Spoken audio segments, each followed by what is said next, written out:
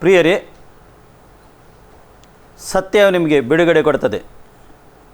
ಈ ಕಾರ್ಯಕ್ರಮದಲ್ಲಿ ಯೇಸು ಕ್ರಿಸ್ತನ ನಾಮದಲ್ಲಿ ಆಶ್ಚರ್ಯ ಟಿವಿ ವೀಕ್ಷಕರಿಗೆ ನಿಮಗೆಲ್ಲರಿಗೆ ಸ್ವಾಗತಿಸ್ತೇನೆ. ಪ್ರಿಯರೇ, ಈ ಕಾರ್ಯಕ್ರಮವನ್ನು ನೀವು ನೋಡ್ತಾ ಇದ್ದೀರಿ, ನಮಗೆ ಸಂತೋಷ. ಈ ಕಾರ್ಯಕ್ರಮ ಮುಖಾಂತರ ನಿಮಗೆ ಎಷ್ಟೋ ಸತ್ಯವೇದದ ಈ ಪ್ರಕಟಣೆ ಗ್ರಂಥದ ಎಷ್ಟೋ ಸತ್ಯವನ್ನು ದೇವರಾತ್ಮ ನಮಗೆ ಪ್ರಕಟಪಡಿಸ್ತಾ ಇದ್ದಾನೆ. ನೀವು ಈ ಕಾರ್ಯಕ್ರಮವನ್ನು ಕೊನೆಯ ತನಕ ನೋಡಬೇಕು, ಆಗ ನಿಮಗೆ ಅರ್ಥ ಆಗ್ತದೆ. ಸ್ವಲ್ಪ ಹೊತ್ತು ನೋಡಿ ಬಿಟ್ಟು ಬಿಡೋದಲ್ಲ, ಕೊನೆಯ ತನಕ ನೋಡಿ. ಈ ಅರ್ಧ ಗಂಟೆಯ ಕಾರ್ಯಕ್ರಮ ಅರ್ಧ ಗಂಟೆ ನೀವು ನೋಡಬೇಕು, ಸಮಯ ತಗೊಂಡು ನೋಡಬೇಕು. ಆಗ ದೇವರ ಆಶೀರ್ವಾದ ಕೂಡ ನಿಮ್ಮ ಮೇಲೆ ಬರ್ತದೆ ಮತ್ತು ನಿಮ್ಮ ಜೀವಿತ ಕೂಡ ಬದಲಾಗ್ತದೆ. ನಾವು ಎಲ್ಲಿ ತಪ್ಪು ಮಾಡ್ತೇವೆ, ಎಲ್ಲಿ ತಪ್ಪಲ್ಲಿದ್ದೇವೆ, ನಿಮಗೆ ಸರಿಪಡಿಸಲಿಕ್ಕೆ ದೇವರಾತ್ಮ ಸಹಾಯ ಮಾಡ್ತದೆ. ಅದಕ್ಕೋಸ್ಕರ ಇವತ್ತು ನಮ್ಮ ಮಧ್ಯದಲ್ಲಿ ಪಾಸ್ಟರ್ ಪೀಟರ್ ಕೊಟರ್ಸ್ ಬಂದಿದ್ದಾರೆ. ಇದರ ವಿಷಯದಲ್ಲಿ ಹೆಚ್ಚಿನ ಮಾಹಿತಿ ನಿಮಗೆ ಹಂಚಲಿಕ್ಕೆ ಬಂದಿದ್ದಾರೆ. ಅವರಿಗೆ ಯೇಸು ಕ್ರಿಸ್ತನ ನಾಮದಲ್ಲಿ ನಾವು ಸ್ವಾಗತಿಸುವ.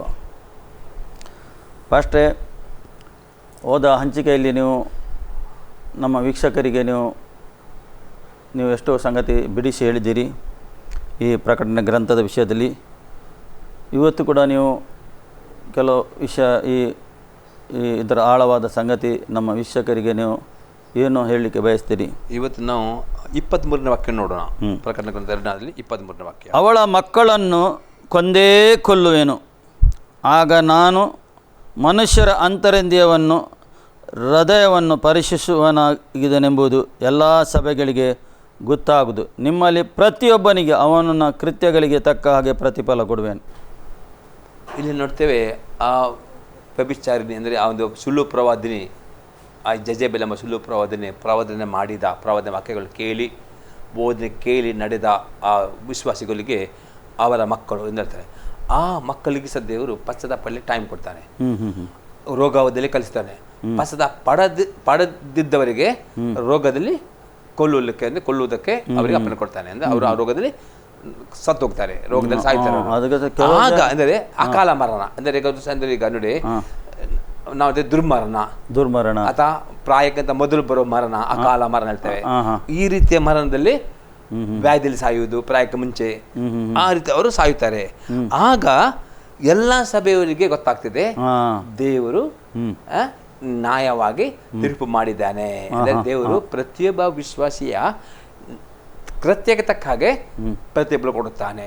ಈಗ ನಾವು ಒಬ್ಬ ದೇವರ ಮಕ್ಕಳನ್ನು ಹೊರಗಂತೂ, ಈಗ ಕೆಲವು ದೇವರ ಮಕ್ಕಳು ಅಥವಾ ದೇವರ ಸೇವಕರು ಹೊರಗಂತವರಿಗೆಲ್ಲಿ ತುಂಬ ಚಂದವಾಗಿ ಬೋಧನೆ ಮಾಡ್ತಾರೆ, ತುಂಬ ಚಂದವಾಗಿ ಪ್ರವಾದನೆ ಮಾಡ್ತಾರೆ, ತುಂಬ ಚಂದವಾಗಿ ಪ್ರಾರ್ಥನೆ ಮಾಡ್ತಾರೆ. ಹೊರಗಂತವರಿಗೆ ನಾವು ದೇವರ ಸೇವಕರನ್ನು ದೇವರ ಮಕ್ಕಳು ಪರೀಕ್ಷೆ ಮಾಡಲಿಕ್ಕೆ ಆಗುವುದಿಲ್ಲ. ದೇವರು ಅವರನ್ನು ಅಂತರಿಂದ್ರಿಯವನ್ನು ನೋಡುವನಾಗಿದ್ದಾನೆ. ಅದಕ್ಕೆ ನಾವು ದೇವರ ದೃಷ್ಟಿಯಲ್ಲಿ ನಾನು ನಿರ್ದೋಷಿ ಎಂಬ ಮನಸ್ಸು ನಮಗೆ ಯಾವಾಗ ಇರಬೇಕು ನಾವು ಅಭ್ಯಾಸ ಮಾಡಿಕೊಳ್ಳಬೇಕು. ಅಪ್ಪಸ ಪೌಲನಿಗೆ ಗೊತ್ತಿತ್ತು ಈ ವಿಷಯ. ಅಪ್ಪಸ ಪೌಲನು ದೇವರಿಗೆ ಭಯಪಡುತ್ತಿದ್ದನು.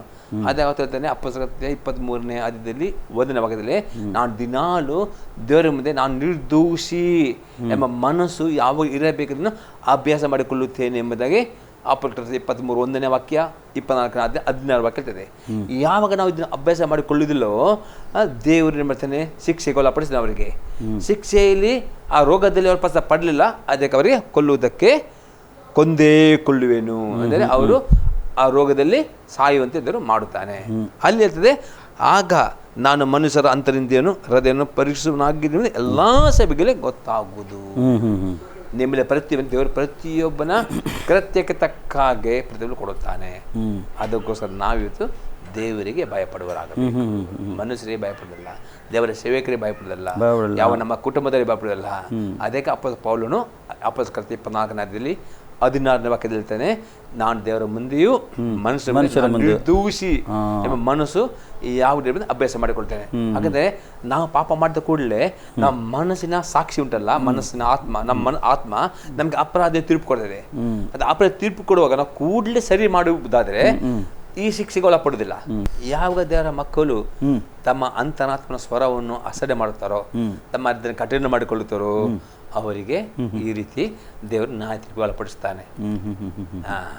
ಹಾಗಾದ್ರೆ ದೇವರು ಪ್ರೀತಿ ಸ್ವರೂಪವನ್ನು ಅವರು ನರಕಕ್ಕೆ ಹೋಗಬಾರದು ಎಂಬುದಾಗಿ ಅಪೊಸ್ತಲ ಪೌಲನು 1 ಕೊರಿಂಥದವರಿಗೆ ಬರೆದ ಪತ್ರಿಕೆ 11ನೇ ಅಧ್ಯಾಯದಲ್ಲಿ 28ರಿಂದ 32ನೇ ವಾಕ್ಯದಲ್ಲಿ ಹೀಗೆ ಹೇಳಲ್ಪಟ್ಟಿದ್ದೇನೆ, ಪ್ರತಿ ಮನುಷ್ಯನು ರೊಟ್ಟಿ ಮತ್ತು ರಸ ಪಾಲುರಾಗುವ ತನ್ನನ್ನು ಪರೀಕ್ಷಿಸಿಕೊಂಡವನಾಗಿ ತಿನ್ನಲಿ ಕುಡಿಯಲಿ. ಅಂದರೆ ಆದಿತ್ಯ ದಿವಸ ಅಟ್ಲೀಸ್ಟ್ ಆದಿತ್ಯ ದಿವಸ ರೊಟ್ಟಿ ಮತ್ತು ರಸದ ಪಾಲುರಾಗುವಾಗಲೂ ಒಬ್ಬ ವಿಶ್ವಾಸಿ ತನ್ನನ್ನು ಪರೀಕ್ಷೆ ಮಾಡಬೇಕು, ಆ ಒಂದು ಅವಕಾಶ ಕೊಡ್ತಾನೆ, ತನ್ನನ್ನೇ ಪರೀಕ್ಷೆ. ಹೌದು, ಯಾಕಂದ್ರೆ ನಾಯಿ ಬರಬಾರ್ದು ಎಂಬುದೇ. ಒಂದೇಲಿ ಒಬ್ಬ ವಿಶ್ವಾಸಿ ತನ್ನ ಪರೀಕ್ಷೆ ಮಾಡಿಕೊಳ್ಳದ ತೆಗೆದುಕೊಳ್ತಾನೋ, ದೇವರ ಕೃಪಾಲು ಪ್ರೀತಿ ಸ್ವರೂಪವನ್ನು ಅವನ ಆತ್ಮ ನರಕಕ್ಕೆ ಹೋಗಬಾರದು, ಅವನ ಲೋಕದ ಸಂಗಡ ಅವನು ನ್ಯಾಯ ತೀರ್ಪಿಗೆ ಒಳಗಾಗಬಾರ್ದು ಎಂಬ ಉದ್ದೇಶದಿಂದ ರೋಗಗಳು ಬರ್ತವೆ, ಕೆಲವರು ಬಲಹೀನರಾಗ್ತವೆ. ಫಸ್ಟ್ ಚಾನ್ಸ್ ಬಲಹೀನತೆ, ಅಲ್ಲಿ ಪಶ್ಚಾತ್ತಾಪದ ರೋಗಗಳು, ಪಶ್ಚಾತ್ತಾಪ ಅಂತ ಮರಣ ಬರ್ತದೆ ಎಂಬುದಾಗಿ ಅಪೊಸ್ತಲ ಪೌಲನು ಹೇಳ್ತಾರೆ. ಹಾಗೆ ಇವರಿಗೆ ಏನಾಯ್ತು ಅಂದರೆ ಅವರಿಗೆ ಮರಣದ ಮುಖಾಂತರವಾಗಿ ದೇವರವರಿಗೆ ಪಶ್ಚಾತ್ತಾಪಟ್ಟರು ದೇವರು ಪರಲೋಕಕ್ಕೆ ಹೋಗ್ತಾರೆ, ಹೋದರೆ ದೇವ್ರ ನರಕ ಹೋಗಲ್ಲ. ಅದೇ ಆ ರೀತಿ ಅವರಿಗೆ ದೇವರು ತೀರ್ಪು ಮಾಡುತ್ತಾನೆ. ಅದೇ ಕೆಲವು ದೇವರ ಮಕ್ಕಳು ಕೆಲವರು ಪ್ರಾಯಕ್ಕಿಂತ ಮೊದಲು ತೀರಿ ಸಾಯುವುದು ಕಾರಣ ಅದೇ ಆಗಿದೆ. ಕೆಲವರು ದೇವರ ಚಿತ್ತ ಆಯಿತು ಅಂತ ಇಲ್ಲ, ಯಾಕಂದ್ರೆ ದೇವರು ತನ್ನ ಮಕ್ಕಳಿಗೆ ದೀರ್ಘಾಯುಷ್ಯ ಕೊಟ್ಟಿದ್ದಾರೆ, ಇಷ್ಟೊಂದು ವರ್ಷ ಉಂಟು, ಅದಕ್ಕೆಲ್ಲ ಅದಕ್ಕಿಂತ ಬೇಗನೆ ಸಾಯುವುದು ಅಂದರೆ ಅದು ಅವರ ಪಾಪ ನಿಮಿತ್ತವಾಗಿ ಅದು ಆಗಿದೆ. ಅದಕ್ಕೆ ನಾವು ದೇವರಿಗೆ ಭಯಪಡೋದು. ಕೆಲವರು ಹೇಳ್ತಾರೆ ದೇವರು ಇಟ್ಟ ಹಾಗೆ ಆಗ್ತದೆ ಅಂತ ಹೇಳ್ತಾರೆ, ಅದರ ವಿಷಯದಲ್ಲಿ ಏನು ಹೇಳ್ತಾರೆ? ಅದು ದುರ್ಬೋಧನೆ ಆಗಿದೆ. ದೇವರು ಹೇಗೆ ಇಡ್ತಾನೆ ಹಾಗೆ ಆದರೆ ಹಾಗೆ ಜೀವಿಸೋರು ದುರ್ಬೋಧನೆ ಆಗಿದೆ. ಅದಕ್ಕೆ ಅಲ್ಲಿ ದೇವರು ಟೈಮ್ ಕೊಡ್ತಾನೆ. ಇದೆ ದೇವರಿಗೆ ಚಿತ್ತವಿಲ್ಲ ಒಬ್ಬ ವಿಶ್ವಾಸಿ ನಂಬಿಕೆ ಇಟ್ಟವನು ನೀರಿನ ಮುಳುಗಿ ದೀಕ್ಷಾಂತಗಳನ್ನು ನರಕಕ್ಕೆ ಹೋಗುವುದು ಚಿತ್ತವಲ್ಲ. ಮತ್ತು ಇವತ್ತು ದಿವಸ ನಾವು ನೋಡ್ತೇವೆ ಎಷ್ಟೋ ವಿಶ್ವಾಸಿಗಳು ದೇವರ ಮಕ್ಕಳಾಗಲಿ ತುಂಬ ನಿರಾಶೆಯಲ್ಲಿದ್ದಾರೆ. ಏಕೆ ಅದರ ವಿಷಯದಲ್ಲಿ ಏನು ಹೇಳ್ತಾರೆ? ಅಂದರೆ ಯಾವ ದೇವರ ಮಕ್ಕಳು ವಾಕ್ಯವನ್ನು ಧ್ಯಾನ ಮಾಡಿದಿಲ್ಲ, ಅಂದರೆ ನಮಗೆ ನಿರಾಶೆಗೆ ಮದ್ದು ಕೊಡುವುದೇ ಅವರ ವಾಕ್ಯ. ಈ ನಮ್ಮ ಮನಸ್ಸು ಈ ಲೋಕದಲ್ಲಿ ಇರುವಾಗ, ಲೋಕದ ಕಷ್ಟ ಸಂಕಟ ಇದನ್ನು ನೋಡುವಾಗ ಪ್ರತಿಯೊಬ್ಬರ ಮನಸ್ಸು ಎಂತದೆ ನೊಂದು ಹೋಗ್ತದೆ. ಲೋಕದ ಯಾವುದು ಒಳ್ಳೆದಿಲ್ಲ, ಪೇಪರ್ ನ್ಯೂಸ್ ಓದಿ, ಟಿವಿ ನೋಡಿ, ಮತ್ತೆ ಯಾವ ಸಂಗತಿ ನೋಡುವಾಗ ಏನು ಉಂಟ ಒಳ್ಳೆಯದು ಏನೂ ಇಲ್ಲ. ಅದು ಈ ಲೋಕದಲ್ಲಿ ನಾವು ಒಂದು ಸಂತೋಷದಲ್ಲಿ ಜೀವನ ಮಾಡಲಿಕ್ಕೆ ನಮ್ಗೆ ಕೊಟ್ಟದಿದ್ದಾರೆ ವಾಕ್ಯ. ಹಾಗಾದರೆ ಈ ದೇವರ ಮಕ್ಕಳಾಗಲಿ ಈ ಲೋಕದ ಮಕ್ಕಳಾಗಲಿ ಏನು ತುಂಬಿಸಬೇಕು ಒಳಗೆ? ವಾಕ್ಯ ತುಂಬಿಸಬೇಕು. ಹಾಗಾದರೆ ಇವತ್ತು ನಾವು ಏನು ನೋಡ್ತಾ ಇದ್ದೇವೆ? ಇವತ್ತು ದೇವರ ಮಕ್ಕಳು ಮಾಡ್ತಾರೆ, ವಾಕ್ಯಕ್ಕಿಂತ ಮೊದಲು ಟಿವಿ ನ್ಯೂಸ್ ತುಂಬಿಸ್ತಾರೆ, ಪೇಪರ್ ನ್ಯೂಸ್ ತುಂಬಿಸ್ತಾರೆ. ವಾಕ್ಯ ಕಡೆಗೆ ಸ್ಥಾನ ಅಲ್ಲ, ಇದು ಸೀರಿಯಲ್ ನೋಡ್ತಾರೆ, ಬೇರೆ ಬೇರೆ ಏನು ಈಗ ಕೆಲವು ಆಟ ಬಂದಿದೆ, ಟಿಕ್ ಟಾಕ್ ಆಟ ಅಂತ ಬೇರೆ ಬೇರೆ ಏನೇನೋ ಬಂದಿದೆ. ಹೌದು. ಹಾಗಾದರೆ ದೇವರ ಚಿಕ್ಕ ಮಕ್ಕಳು ಇದು ಕಾರ್ಟೂನ್ಸ್ ನೋಡ್ಬೋದಾ? ಇಲ್ಲ, ನೋಡಬಾರ್ದು. ಏಕೆ ನೋಡಬಾರ್ದು? ಕಾರ್ಟೂನ್ ಎಲ್ಲ ಸೈತಾನದ ಕೆಲವು ಸಂಗತಿಗಳು ಸೈತಾನದ ಮುಖಾಂತರವಾಗಿ ಚಿಕ್ಕ ಮಕ್ಕಳಿಗೆ ಇದು ಮಾಡ್ತವೆ. ಕಾರ್ಟೂನ್ ಸಹ ನೋಡಬಾರ್ದು. ಇನ್ನೊಂದು ಸಂಗತಿ ಫಸ್ಟ್ ನಿಮ್ಮ ಹತ್ರ ಕೇಳ್ತೇನೆ, ಈ ಚಿಕ್ಕ ಮಕ್ಕಳ ಕೈಯಲ್ಲಿ ಮೊಬೈಲ್ ಕೊಡ್ಬೋದಾ? ಕೊಡಬಾರ್ದು. ಎಷ್ಟು ವರ್ಷ ತನಕ ಕೊಡಬಾರ್ದು? ಒಂದು ಅವರಿಗೆ ಆ್ಯಕ್ಚುಲಿ ನನ್ನ ಲೆಕ್ಕದಲ್ಲಿ ಮಕ್ಕಳು ಕಾಲೇಜ್ ಆಗೋ ತನಕ ಕೊಡೋದಿದ್ದು ಒಳ್ಳೆಯದು. ಆದರೆ ಈಗ ಒಂದು 12-13 ವರ್ಷ ಆಗಾದರೂ ಅವ್ರಿಗೆ ಪ್ರಾಯಕ್ಕೆ ಬರಬೇಕು.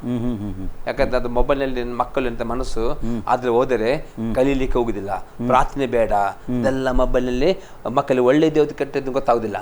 ಕೆಟ್ಟದ್ದೊಂದು ಹಿಡಿದರೆ ಅದು ಚಟ ಹೋಗಿ ಹೋಗ್ತದೆ. ಇವತ್ತು ದೇವರ ಅಲ್ಲ ಎಲ್ಲ ಮಕ್ಕಳು ನಾವು ನೋಡ್ತೇವೆ, ಏಕೆ ಒಬ್ಬರೊಬ್ಬರು ಆಟ ಆಡುವುದಿಲ್ಲ, ಮಾತಾಡುವುದಿಲ್ಲ? ಯಾಕಂದ್ರೆ ಮಕ್ಕಳು ಮೊಬೈಲ್ ಅವರಿಗೆ ಇಡ್ದುಕೊಂಡಿದೆ. ಅದೇ ಮೊಬೈಲ್ ಇಡ್ದುಕೊಂಡ ಮಕ್ಕಳಿಗೆ ಇನ್ನೊಬ್ಬರ ಹತ್ರ ಟೈಮ್ ಸ್ಪೆಂಡ್ ಮಾಡುವುದಿಲ್ಲ, ಮೊಬೈಲ್ ಎಲ್ಲ ಕೊಡ್ತದೆ ಅವರಿಗೆ. ಇದು ಕೊಟ್ಟವರಿಗೆ ತಿಳುವಳಿಕೆ ಇಲ್ಲವಾ? ಕೊಟ್ಟವರಿಗೆ ತಿಳುಗುಂಟು, ಆದರೆ ಕೊಟ್ಟು ಬಿಡ್ತಾರೆ. ಅವ್ರಿಗೆ ಕೊಡುವವರೇ ಮೊಬೈಲ್ನಲ್ಲಿ ಅಟ್ಯಾಚ್ಮೆಂಟ್ ಆಗಿದ್ದಾರೆ. ಕೊಡುವ ತಾಯಿ ತಂದೆಗಳೇ ಎಲ್ಲದ ಮೊದಲು ಮೊಬೈಲ್ ಚಟ್ಟ ಆಗಿದೆ ಮಿತಾಗೆ ಅದು ಮಕ್ಕಳಿಗೆ ಕೊಡ್ತಾರೆ.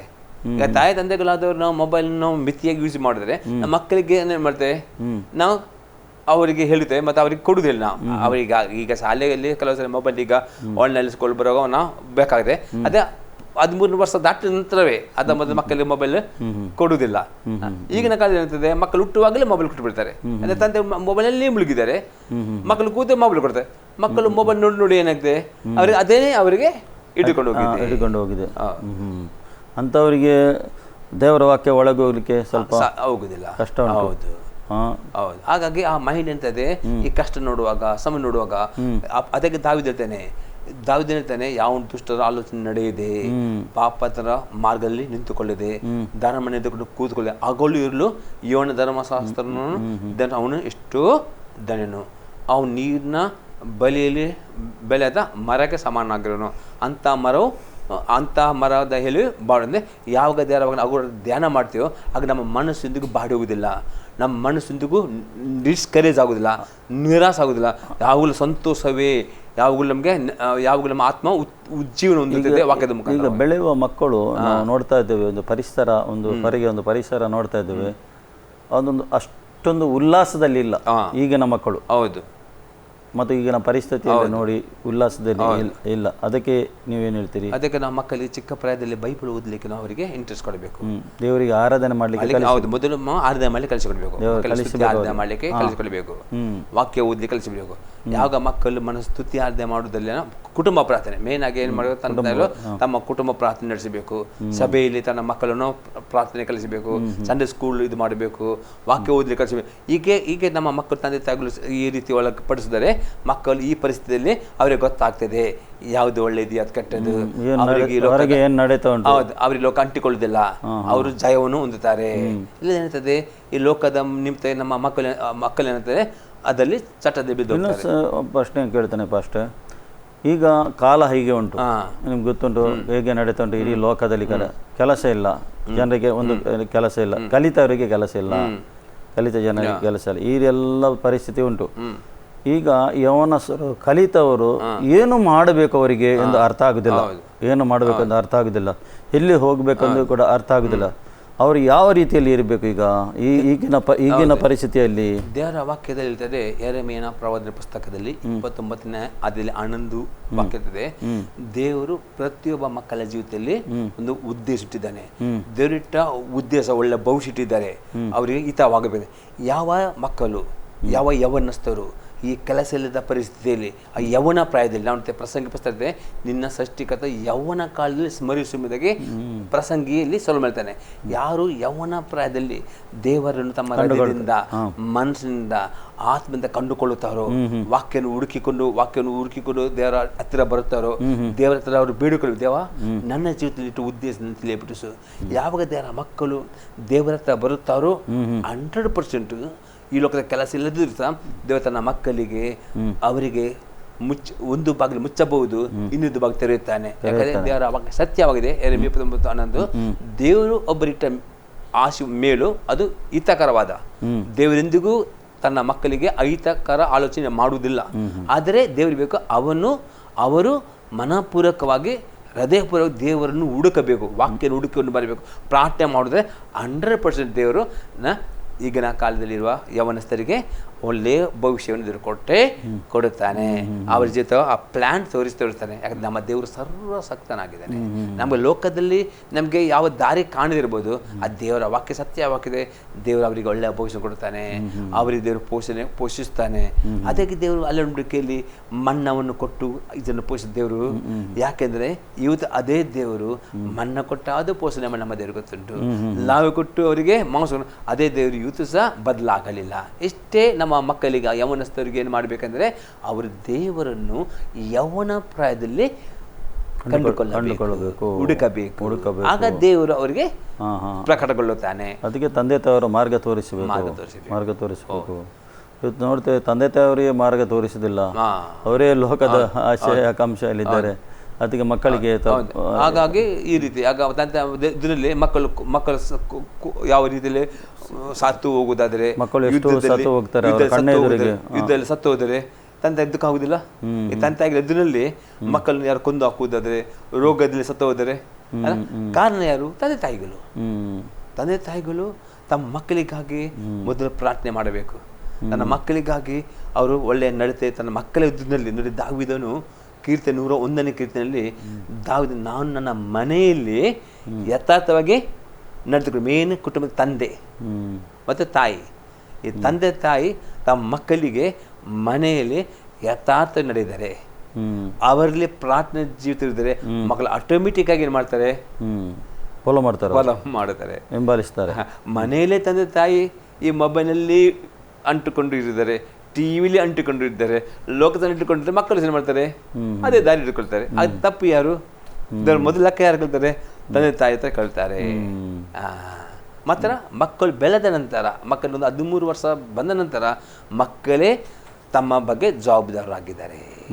ಅಷ್ಟರ ತನಕ ಮಕ್ಕಳಿಗೆ ರಿಯಾಯಿತಿ ಉಂಟು. ನಾವು ಮಕ್ಕಳು 13 ವರ್ಷದ ತನಕ ಮಕ್ಕಳು ಸತ್ತಾರೆ, ಅವರಲ್ಲಿ ಪರಲೋಕ ಉಂಟು. 12-13 ವರ್ಷ ದಾಟ ನಂತರ ಮಕ್ಕಳಿಗೆ ಅವರ ಆತ್ಮರಕ್ಷಣೆ ಅವರ ಕೈಯಲ್ಲಿ ಉಂಟು. ಅದಕ್ಕೆ ತಂದೆ ತಾಯಿ ಸಣ್ಣ ಮಕ್ಕಳನ್ನು ಮೊದಲೇ ಅವರಿಗೆ ರಕ್ಷಣೆ ಮಾರ್ಗಕ್ಕೆ ನಡೆಸಿಕೊಂಡು ಹೋಗಬೇಕು. ಈಗಿನ ಕಾಲದಿಂದ ತಂದೆ ಮಕ್ಕಳು ಏನು ಮಾಡ್ತಾರೆ? ಮಕ್ಕಳಿಗೆ ಹೇಗೆ ಬೇಕಾದರೆ ನಡೆಯಲಿ ಮೊಬೈಲ್ ಕೊಡುತ್ತಾರೆ, ಹಣ ಕೊಡುತ್ತಾರೆ, ಅವರ ಬಗ್ಗೆ ಅವರಿಗೆ ಬೇಕಾದ್ದನ್ನು ಕೊಡ್ತಾರೆ, ಅವರಿಗೆ ಪ್ರೇಯರ್ ಮಾಡೋದಿಲ್ಲ. ಕೆಲವು ಸಭೆಗಳಲ್ಲಿ ಸಂಡೇ ಸ್ಕೂಲ್ಗೂ, ಈಗ ನಾವು ಕೆಲವು ಸಭೆಯಲ್ಲಿ ಸಂಡೇ ಸ್ಕೂಲ್ ಇಟ್ಟಿದ್ದೇವೆ. ಮಕ್ಕಳಿಗೆ ತಂದೆ ತಾಯಿಗಳು ಮಕ್ಕಳು ಸಂಡೇ ಸ್ಕೂಲ್ ಕೂತ್ಕೊಳ್ಳಿಸಕ್ಕೆ ಕಲಿತುಕೊಡೋದಿಲ್ಲ, ಮಕ್ಕಳನ್ನು ಮೇಲಿಡ್ತಾರೆ. ಹಾಗೆ ಮಕ್ಕಳು ಇರ್ತಾರೆ ಯವನ ಅಪರಾಧದಲ್ಲಿ ಕೆಟ್ಟ ದಾರಿ ಹೋಗ್ತಾರೆ, ಮತ್ತು ಅವರ ಅದರಲ್ಲಿ ರೋಗದಲ್ಲಿ ಸತ್ತು ಹೋಗ್ತಾರೆ, ಆಕ್ಸಿಡೆಂಟ್ ಸತ್ತು ಹೋಗ್ತಾರೆ. ಯಾಕಂದರೆ ದೇವರು ಪ್ರತಿಯೊಬ್ಬರ ಮನುಷ್ಯ ಅಂತರಿಂದ ನೋಡ್ತಾನೆ, ಅವರವರ ಕೃತ್ಯಕ್ಕೆ ತಕ್ಕ ಹಾಗೆ ಪ್ರತಿಫಲ ಕೊಡುತ್ತಾನೆ. ಅದಕ್ಕೆ ನಾವು ದೇವರಿಗೆ ಭಯಪಡ. ಅದಕ್ಕೆ ಆಗ ಸಭೆಯಲ್ಲಿ ಎಲ್ಲ ಸಭೆ ಗೊತ್ತಾಗ್ತದೆ. ಈಗ ಸಭೆಯಲ್ಲಿ ಯಾರು ಪಾಪ ಮುಚ್ಚಿಡಬಹುದು, ಶಿಕ್ಷೆ ಬರುವಾಗ ಗೊತ್ತಾಗ್ತದೆ ಯಾರು ನೀತಿವಂತನು, ಯಾರು ಪರಿಶುದ್ಧನು, ಯಾರು ಪಾಪ ಮೇಲೆ. ಅದಕ್ಕೆ ಅಲ್ಲಿ ಈ ಸಭೆಯಲ್ಲಿ ದೇವರಾತ್ಮನು ಮಾತನಾಡಿದನು, ಈ ಸ್ತ್ರೀಗೆ ಮಾತಾಡನು, ಸಮಯ ಕೊಟ್ಟನು, ರೋಗ ನಡೆಸಿದನು, ಒಪ್ಪಲಿಲ್ಲ, ಮಾಸ ಬೀಳ್ತಾ ಎಚ್ಚರಿಕೆ ಕೊಟ್ಟನು, ಮತ್ತು ಮಕ್ಕಳನ್ನು ಕೊಂದೆ ಹಾಕಿದ್ದನು. ಎಲ್ಲ ಸಭೆ ಗೊತ್ತಾಗಿತ್ತು, ಎಲ್ಲ ಸಭೆಗೆ ಭಯ ಬಂತು. ನಾವು ನೋಡ್ತೀವಿ ಅನನ್ಯ ಸಭೆ ನೋಡ್ತೀವಿ. ಈಗ 5 ದಿನದಲ್ಲಿ ಒಂದು ಒಳ್ಳೆ ಒಂದು ಎಕ್ಸಾಂಪಲ್ ಉಂಟು. ಅಲ್ಲಿ ನೋಡಿ ಅನನ್ಯ ಸಫೀರ ಮಾಡಿದ ನಂಗೆ ಸಂಗತಿ ನೋಡಿ. ಈಗ ನೋಡಿ ಎಲ್ಲರೂ ಆಸ್ತಿ ಮಾರಿಕೊಂಡು ದಶಮಾಂಶವನ್ನು ಕಾಣಿಕೆಯನ್ನು ದೇವರ ಸೇವಕರಿಗೆ ತಂದು ಕೊಡುತ್ತಿದ್ದರು, ದೇವರ ಸೇವೆ ಮಾಡೋದಕ್ಕೋಸ್ಕರವಾಗಿ. ಅದೇ ಅನನ್ಯ ಸಫೀರ ಏನು ಮಾಡಿದರು? ಎಲ್ಲರೂ ಕೊಡುತ್ತಾರೆ, ತಾವು ಕೊಡುವುದಾಗೆ ಅವರು ಒಂದು ಮಾಡಿದರು. ಮತ್ತೇನು ಮಾಡಿದರು? ಅವರು 10 ಭಾಗ ಕೊಡಲಿಕ್ಕೆ, ಕಾಣಿ ಕೊಡಲಿಕ್ಕೆ ಅವರು ಏನು ಮಾಡಿದ್ರು? ಅವರು ಪೂರ್ಣ ಮನಸ್ಸಿಂದ ಕೊಡದೆ ಅದ್ರಲ್ಲಿ ಕದ್ದಿಟ್ಟುಕೊಂಡು ಹೆಸರಿಗೆ ತಕ್ಕಾಗೆ ಎಲ್ಲರೂ ಕೊಟ್ಟರು. ಅದೇ ದೇವರ ಆತ್ಮನು ಪೇತ್ರನ ಮುಖಾಂತರ ಮಾತನಾಡಿದ್ರು, ನೀನು ದೇವರಿಗೆ ಸುಳ್ಳಾಡಿದೆ. ಸುಳ್ಳೇ ಹೇಳಿದರು ಅವರು. ಏನಾಯಿತು?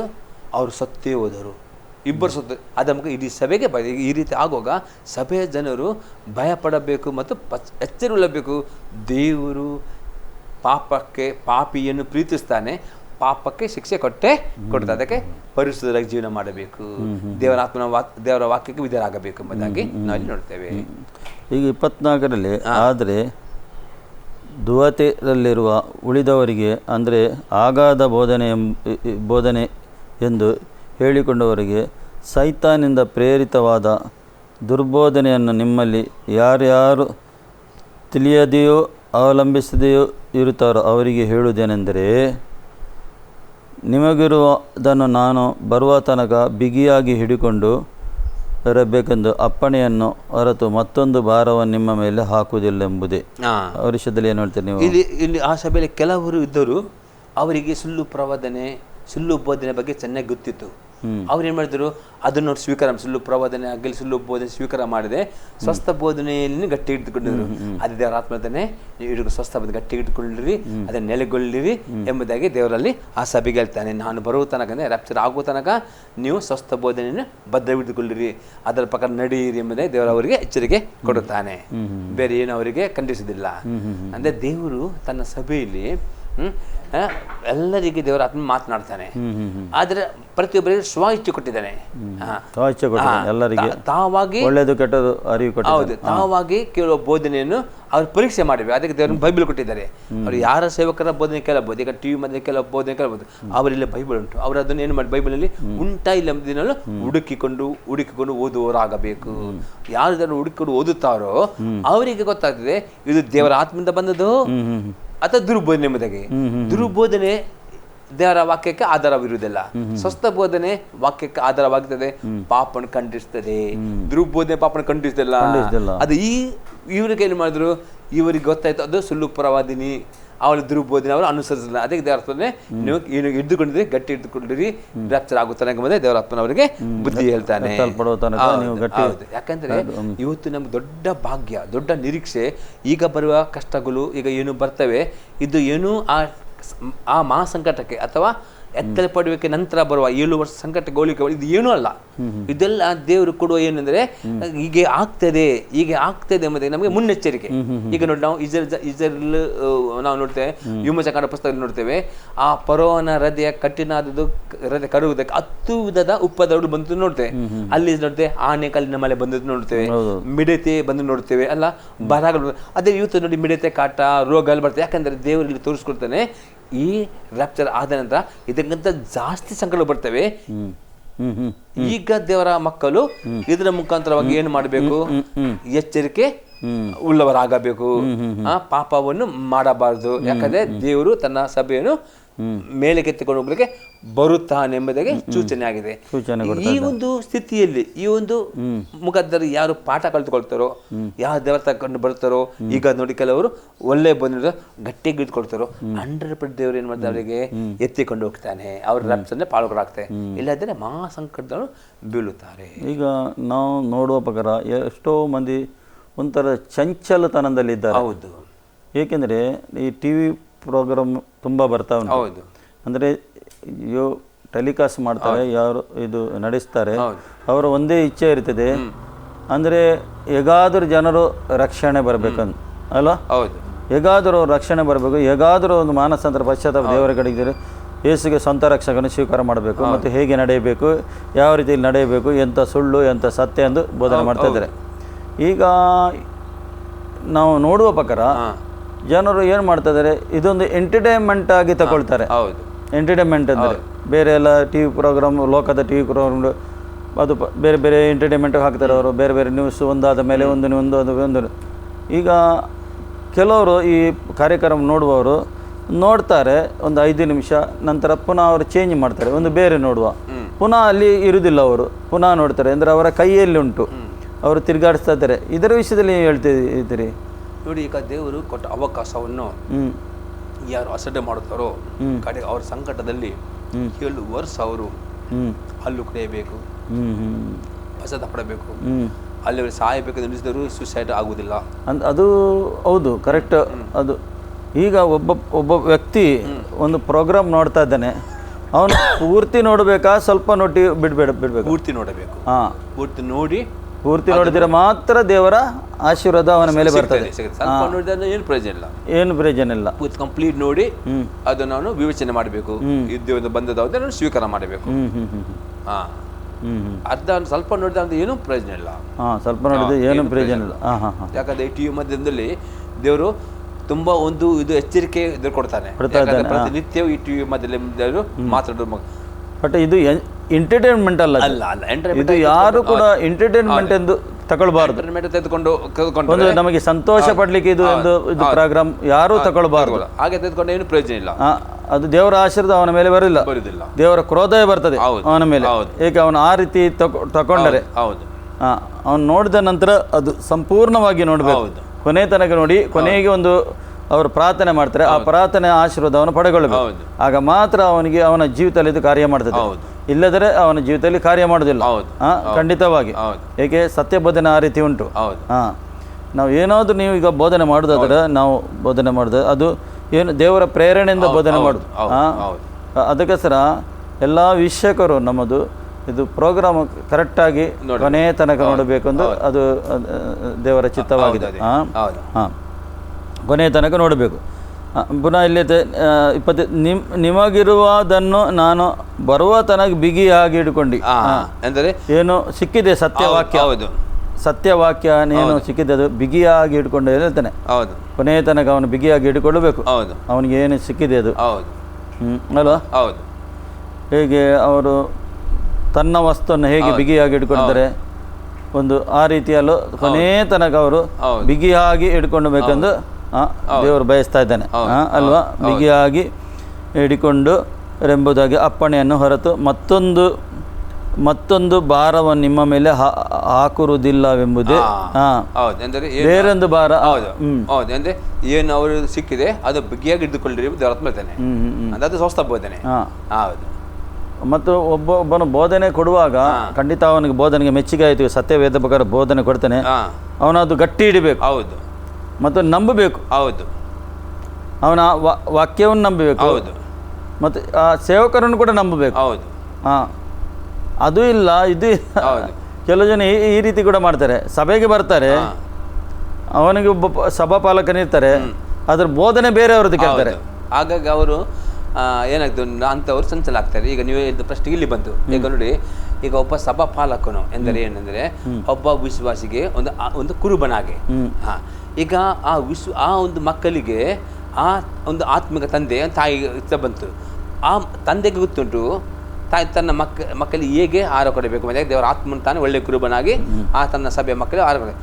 ಈ ವಿಶ್ವದಲ್ಲಿ ಸಭೆಗೆ ಬರ್ತಾರೆ, ಬೋಧನೆ ತೆಗೆದುಕೊಳ್ಳೋದು ಏನಾಗ್ತದೆ, ಅವರು ಗಲಿಬಿಲಿಗೊಳ್ಳುತ್ತಾರೆ, ಅವ್ರು ಸಂಚಲ ಆಗ್ತಾರೆ. ಯಾಕಂದರೆ ಅವರಿಗೆ ಸಿಗಬೇಕಾದ ಫುಡ್ಡು ಅವ್ರು ತೆಗೆದುಕೊಳ್ಳೋದಿಲ್ಲ, ಬೇರೆ ಫುಡ್ ತೆಗೆದುಕೊಳ್ತಾರೆ.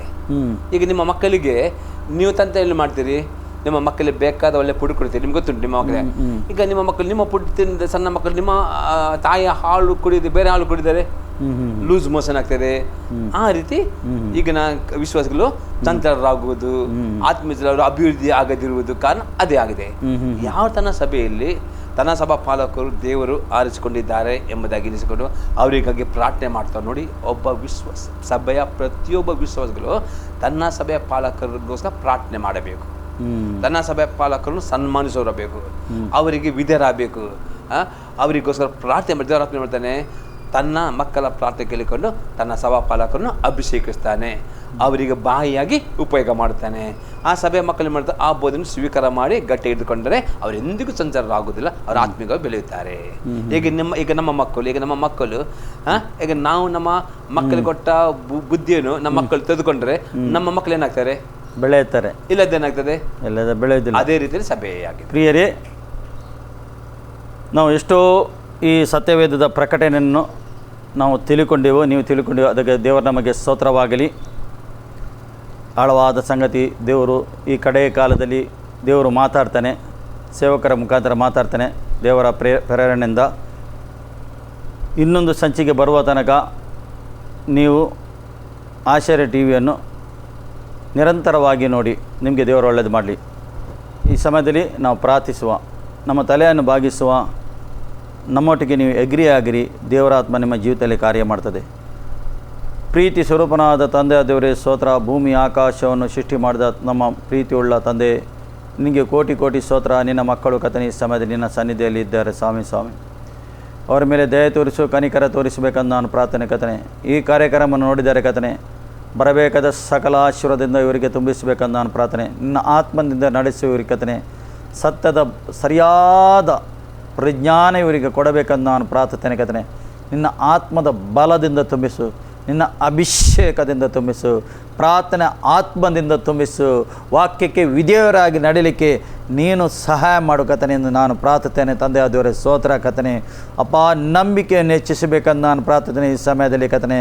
ಓ ತಂದೆ, ನಿನಗೆ ಸ್ತೋತ್ರ. ನಿನ್ನ ರೆಕ್ಕೆ ಒಳಗಿಡಬೇಕಂದು ನಾನು ಪ್ರಾರ್ಥನೆ ಕತನೆ. ಸರ್ವಶಕ್ತನ ಆಶ್ರಯದಲ್ಲಿ ಇವರು ಸುರಕ್ಷಿತವಾಗಿರ್ಬೇಕಂದು ನಾನು ಪ್ರಾರ್ಥನೆ ಕತನೆ. ನಿನ್ನ ಹಸ್ತ ಯಾವಾಗಲೂ ಇವರ ಮೇಲೆ ಇರಲಿ ಕತನೆ. ದೇವಾ, ಅವರಿಗೆ ಕಾಪಾಡು ಕತನೆ. ಪರಲೋಕದ ಸಕಲ ಆಶೀರ್ವಾದದಿಂದ ತುಂಬಿಸು ತಂದೆಯ ಸ್ತೋತ್ರ.